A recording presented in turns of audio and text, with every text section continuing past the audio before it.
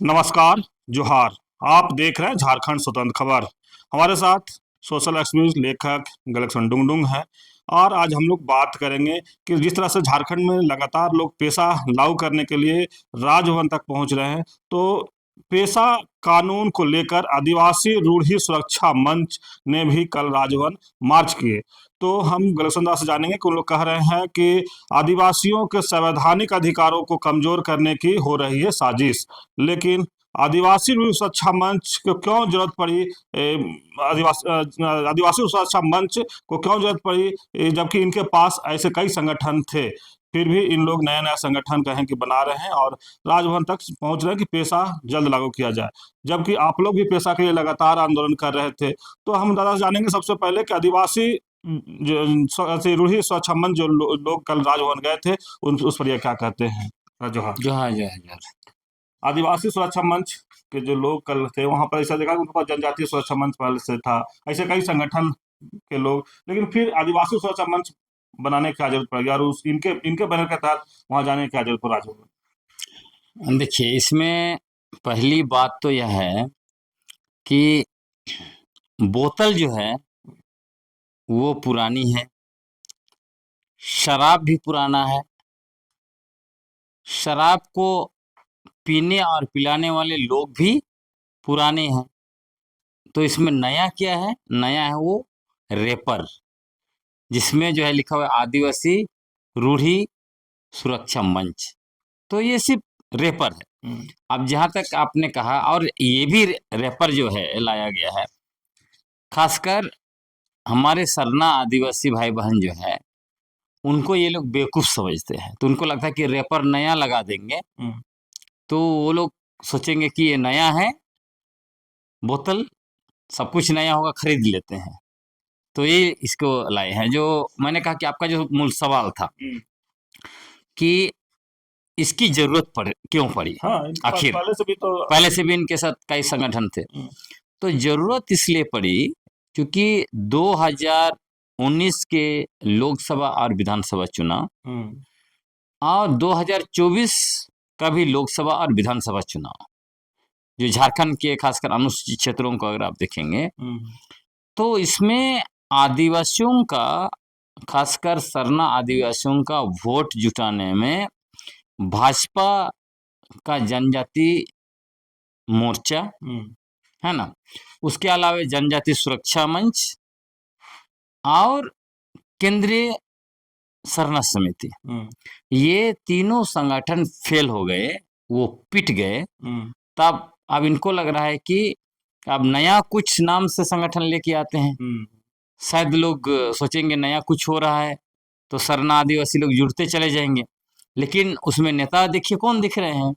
भाजपा के माननीय अर्जुन मुंडा, भाजपा के की नेत्री गंगोत्री कुजूर, हाँ, उसके बाद जो है कि आपका ये आरती कुजूर दिख रही हैं, फिर एक बड़ाइक, हाँ, दिख रहे हैं। मतलब और फिर जितने भी इधर तथाकथित सरना समिति के नाम से जो केंद्रीय सरना समिति चलाते उनके कर्ता धर्ता जो हैं तो आरएसएस और बीजेपी के लोग, तो वही वहां पर दिखे। लेकिन इसमें एक बहुत मतलब अच्छी बात भी आप कह सकते हैं देखने के लिए, सकारात्मक बात भी कह सकते हैं। क्या है वो? कि भाजपा जितना भी संगठन या आरएसएस जो बना रहे हैं वो सब कुछ पिटते जा रहा है। और मतलब आरएसएस हम आदिवासियों के मूल आदिवासी पहचान को नष्ट करते हुए हमारे दिमाग में वनवासी शब्द डालने के लिए 1952 से लेकर अब तक, मतलब लगातार 7 दशक तक राष्ट्रव्यापी अभियान जो चला रहा है, आदिवासी पहचान और सरना धर्म को जो निस्तनबूत करने का, वो हाशिए पर चला गया। इसलिए अभी देखिए, पहले क्या शब्द उपयोग करते थे?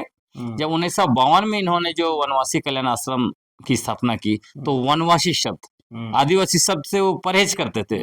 हाँ, उसके बाद जनजाति सुरक्षा मंच जब लगातार आवाज उठने लगा तब जनजाति शब्द को लेके आए और जस्टिफाई करने लगे कि ये संविधान में है। उससे भी पिट गए। तब अभी इस नया संगठन जो है उसमें आदिवासी शब्द उपयोग किया है उन लोगों ने, है ना। रूढ़ी शब्द। हाँ, इसी से आप समझ लीजिए, और रूढ़ी शब्द, तो समझ लीजिए आप इनका जो भी इनकी मानसा रही है, इनका जो भी कैंपेन रहा है, करोड़ों रुपया और इतने सारे लोगों को लगाने के बाद सरना ईसाई के नाम से मुर्गा लड़ाई कर आदिवासियों के बीच में नफरत, द्वेष, हिंसा फैलाने के बाद ये पिट गए, यही इससे दिख रहा है। लेकिन इससे पहले बार राजभवन लोग से लोग मिले थे, उनका भी था रूढ़ी जनजाति समन्वय समिति। अभी भी जो इन लोग मिलने के आदिवासी रूढ़ी सुरक्षा मंच, तो रूढ़ी शब्द के इन लोग अब ज्यादातर क्यों उपयोग करने लगे? अभी देखिए, अभी सिर्फ नहीं, विगत 6 महीने के अंदर में देखिए जिस तरह से हम आदिवासियों के पुरखों के ऊपर, जो हमारे पुरखों की पारंपरिक स्वशासन व्यवस्था है, उस पर गांधी जी का पंचायत राज व्यवस्था थोपने के लिए इन लोगों ने पेशा नियमावली के द्वारा जेपीआरए को ही कंटिन्यू करने का अभियान चलाया था। उसका हम लोगों ने पेशा आंदोलन के द्वारा पर्दाफाश कर दिया, और हम लोगों ने इनका जो है कि नस पकड़ लिया। तब ये लोग तिल मिला गए। तब इनको लग रहा है कि कहीं ना कहीं हम लोगों को कोई ऐसे शब्द का उपयोग करना पड़ेगा ताकि इन लोगों को बैकफुट में डालें। तो इन लोगों को एक शब्द रूढ़ी मिला, रूढ़ी और परंपरा। लेकिन इनको रूढ़ी परंपरा का भी अर्थ नहीं पता, है ना। आप सोचिए, जो रूढ़ी परंपरा का जो मूल व्यवस्था है वो क्या है? वो है हमारे पुरखों की पारंपरिक स्वशासन व्यवस्था, जिसके मूल में क्या है? मूल में है सर्वसम्मति पर आधारित लोकतंत्र। अब ये लोग जो है ये किसकी पैरोकार करते हैं? ये एक तो गांधी जी का पंचायत व्यवस्था, दूसरा गैर आदिवासियों का वोट, कोरम और बहुमत वाली चुनाव व्यवस्था। अब जितने लोग इसमें हैं उसको देख लीजिए, कोई मुखिया चुनाव लड़के चुनाव जीतता है, मुखिया बना है, कोई एमएलए बना, कोई एमपी बना, कोई जिला परिषद, तो कोई मेयर बनते हैं। तो ये कोई आदिवासी व्यवस्था के लोग हैं? तो कुल मिलाकर ये जो रूढ़ी प्रथा की जो बात करते हैं, इन लोगों को खुद ही पता नहीं है रूढ़ी प्रथा क्या है, और ये लोग सिर्फ उसको सरना ईसाई कराना चाहते हैं रूढ़ी प्रथा के नाम पर। वो कुल मिलाकर क्या बोलते हैं, जो सरना पूजा करता है बस वही रूढ़ी प्रथा। इनको पता ही नहीं रूढ़ी का क्या अर्थ है। उस पर हम लोग एक विशेष वीडियो बनाएंगे कि रूढ़ी क्या होता है और किस तरह का रूढ़ी का ये लोग जो है कि कितना पालन कर रहे हैं और कौन कहाँ वायलेशन कर रहा है, सब कुछ उसमें हम लोग लेके आएंगे। लेकिन दादा अभी देखा जाए तो भाजपा जो है पेशा पर अचानक एक्टिव हो गए। वही मैंने कहा आपको कि इनको लग रहा है कि अब दूसरा कोई उपाय नहीं है। झारखंड का जो 24 वर्ष का इतिहास है, 24 वर्षों में 16 साल इन लोगों ने शासन किया। अब इन 16 वर्षों के अंदर आप देखेंगे तो क्या हुआ? सिर्फ और सिर्फ सरना ईसाई धर्मांतरण, इसी के एजेंडे के तहत जो है ये लोग शासन किया। बाद में ये लोग डिलिस्टिंग लेके आए, तो डिलिस्टिंग भी फूस, धर्मांतरण का गुब्बारा फूस, बांग्लादेशी घुसपैठी ला के भी उधर संताल परगना में संताल बनाम मुसलमान करना चाह रहे थे, वो भी फूस। तो इनका सब कुछ फूस होता जा रहा है। क्यों फूस होता जा रहा है?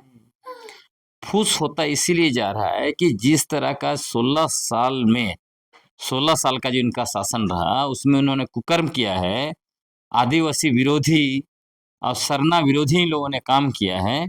इसकी वजह से बैकफुट में चले गए हैं, ये कभी वापस नहीं आ सकते। इसलिए इनको लग रहा है कहीं ना कहीं पेशा पर बात करेंगे तो शायद आदिवासी लोग फिर से हमको अपना जमीन तलाश रहा है। लेकिन मैं आपको बताना चाहता हूँ, ये जितने बीजेपी के नेता, पहली बात तो इनको ये लोग पेशा कानून भी नहीं पढ़ा है। कल जो ये लोग नारा लगा रहे थे, मुझे तो हंसी है सुन के, पी पेशा नहीं चलता, पेशा कानून लागू करो। बाप रे बाप, मतलब क्या? मतलब 24 दिसंबर 1996 को संसद ने क्या 2 कानून पारित किया है, एक पी पेशा और एक पेशा कानून, है ना। थोड़ा तो बुद्धि तो नहीं होना चाहिए ना इनके पास। हम इतना समय से कह रहे हैं कि पी पेशा और बोलो, डी पेशा, सी पेशा बोलो, ये सिर्फ एक्रोनिम का मामला है। वो पेशा कानून 1996 ही है, उसी के 23 प्रावधान है, कोई अलग से कोई कानून नहीं है।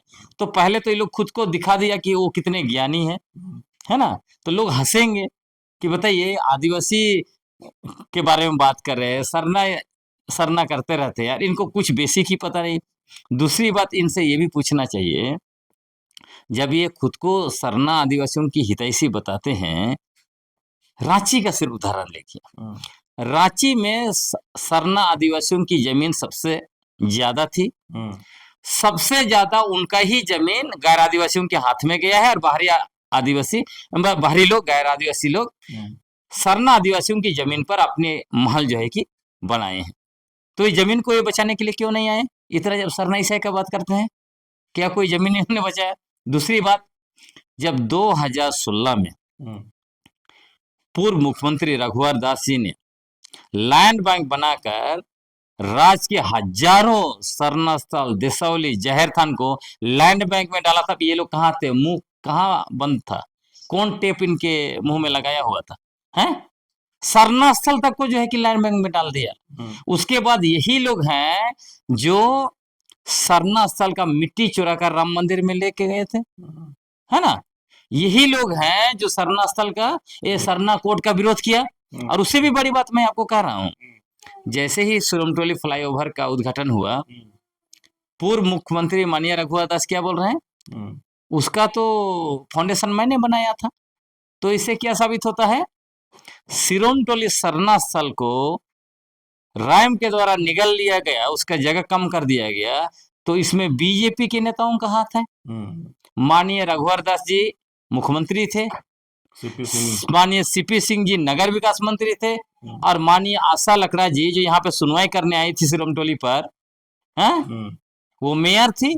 मतलब यही तीन लोग मिल के जो है सरना स्थल को निगल लिया। इसीलिए आप सुनिए कि आपने सुना होगा आशा लकड़ा जी क्या बोलते थे? सरना कोर्ट की जरूरत नहीं है। सरना कोर्ट के यही लोग विरोधी हैं।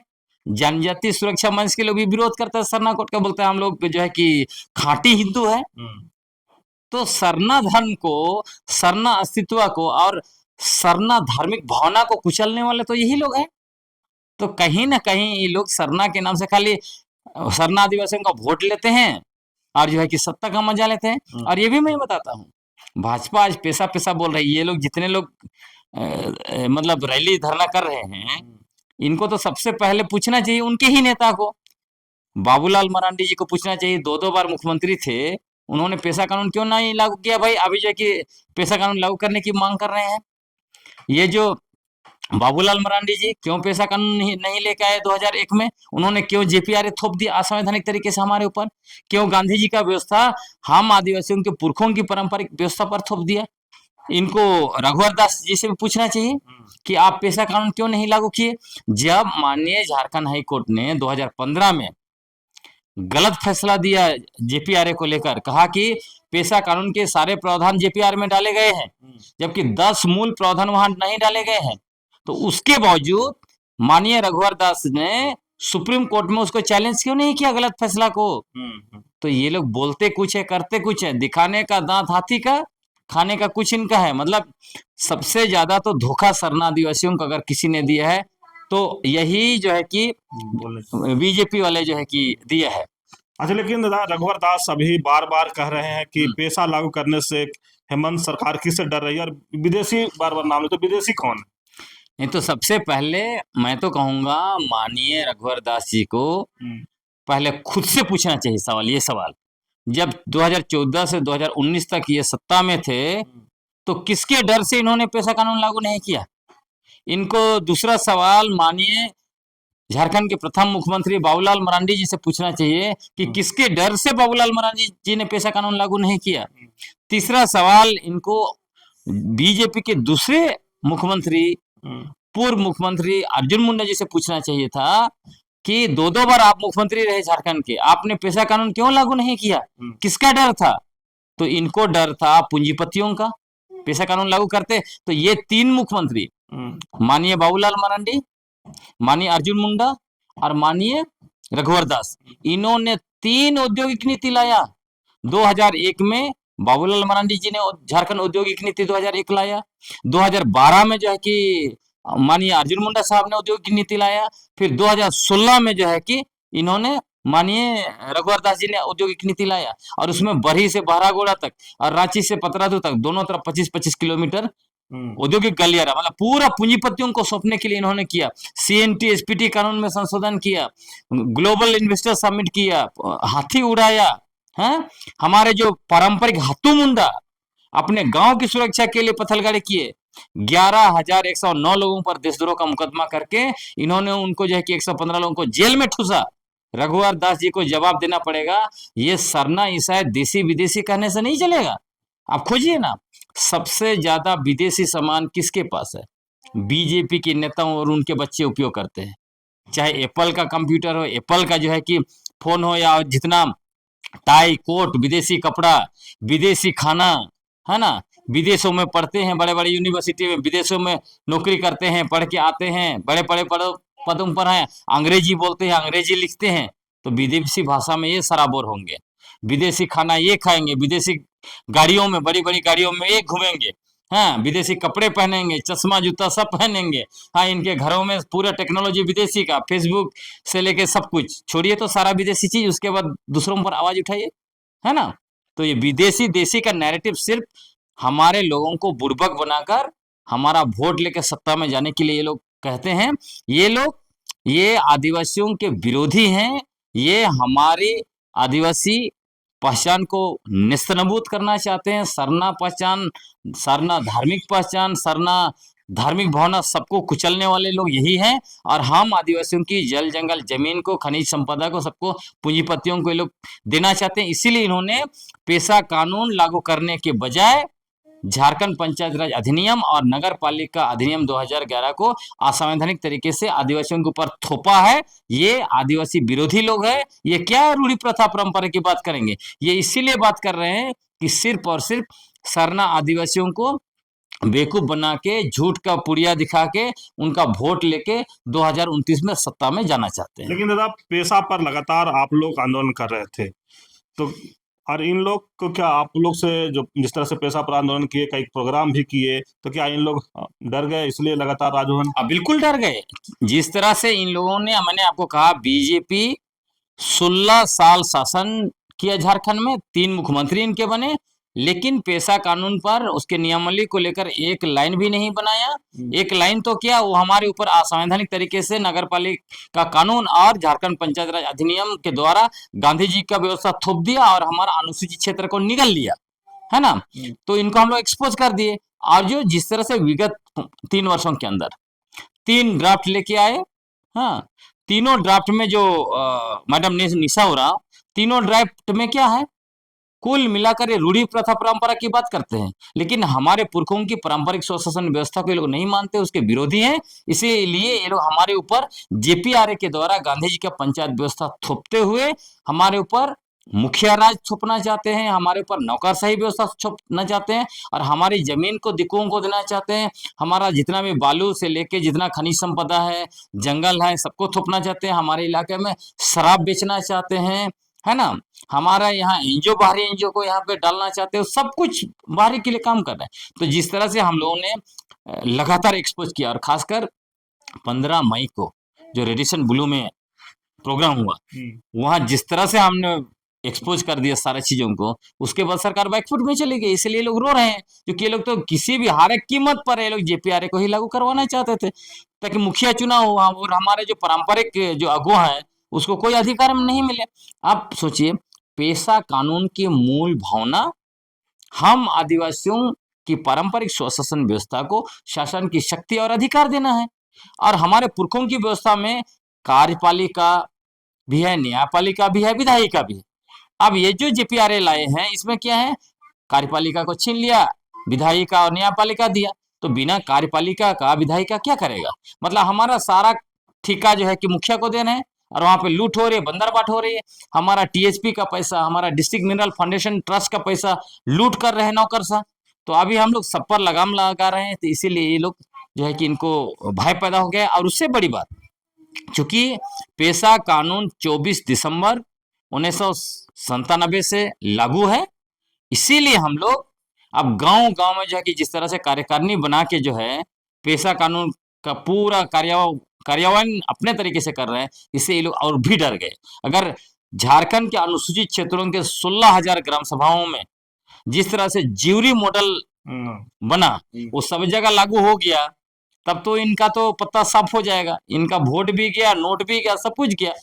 इसीलिए ये लोग बार बार जो है कि हो हल्ला कर रहे हैं। मैं आपको बताना चाहता हूं, जितने भी लोग झारखंड का 24 साल का इतिहास खंगाल लीजिए, जो भी धर्मांतरण, सरना, ईसाई, डीलिस्टिंग, रूढ़ी परंपरा, प्रथा या किसी भी तरह से आदिवासी समुदायों के बीच, आदिवासियों के बीच धर्म के आधार पर नफरत फैलाते हैं, इनका कहीं ना कहीं से निजी स्वार्थ, निजी आर्थिक या राजनीतिक हित आपको दिख जाएगा। यही वे लोग हैं जिन्होंने झारखंड में सबसे ज्यादा सरना आदिवासियों का जमीन मतलब गैर आदिवासियों के हाथ में दिया है, सरना आदिवासियों का जमीन बिचवाया है। अगर आपको विश्वास नहीं होता है, पूरा आप खंगाल लीजिए।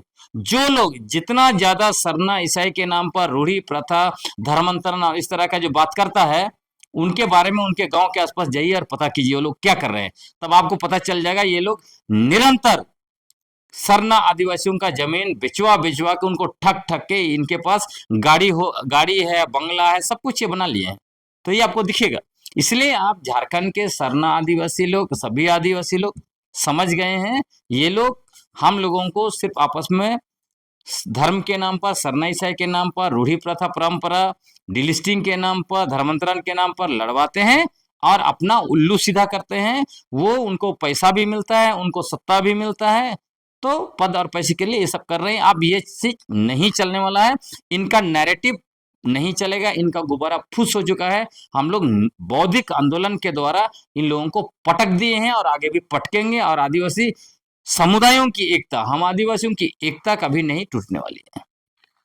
चलिए, अभी आप सुन रहे थे गलेक्सन डुंगडुंग की बात। आज जिस तरह से हम लोग पेशा कानून को लेकर के जो आदिवासी सुरक्षा मंच राजभवन मार्च किए, या रूढ़ी जनजातीय समन्वय समिति के लोग जो गए थे, उस पर हम लोग बात कर रहे थे। लेकिन यह कह रहे हैं कि जिस तरह से इन लोग अब लगातार पेशा पर एक्टिव दिख रहे हैं, कहीं न कहीं जो सरना और इस सरना आदिवासी हैं आपस में तोड़ने की कोशिश कर रहे हैं, या जिस तरह से कह रहे हैं कि लगातार जो एक्टिव हो रहे हैं, अपने जमीन झारखंड में तलाश रहे हैं कि चुनाव जब आएगा तब वोट बैंक कैसे तैयार किया जाएगा। यही वहीं पर कह रहे हैं कि इनके पास जनजातीय सुरक्षा मंच या तमाम ऐसे कई संगठन थे, फिर भी इन लोग के रूढ़ी शब्द बोल करके आदिवासी रूढ़ी सुरक्षा मंच बनाने की क्यों जरूरत पर, उस पर भी अपनी बात को रखें। तो लगातार कह रहे हैं कि जिस तरह से बीजेपी और आरएसएस के लोग इन लोग अब रूढ़ी शब्दों का उपयोग कर रहे हैं कि आदिवासी समाज जो है वो हमारे तरफ शिफ्ट हो, हमारे तरफ वोट बैंक तैयार हो, लेकिन कह रहे हैं कि अब उस तरह से चलने नहीं जा रहा है। हम लोग जिस तरह से लगातार पेशा पर आंदोलन करके हम लोग सरकार तक बात को पहुंचाए, अब इन लोग उस पर ये लेना चाहते हैं, श्रेय लेना चाहते हैं, तो ऐसा नहीं होगा। तो इस तरह खबर को देखने के लिए आप झारखंड स्वतंत्र खबर से जुड़े रहिए। जोहार, नमस्कार।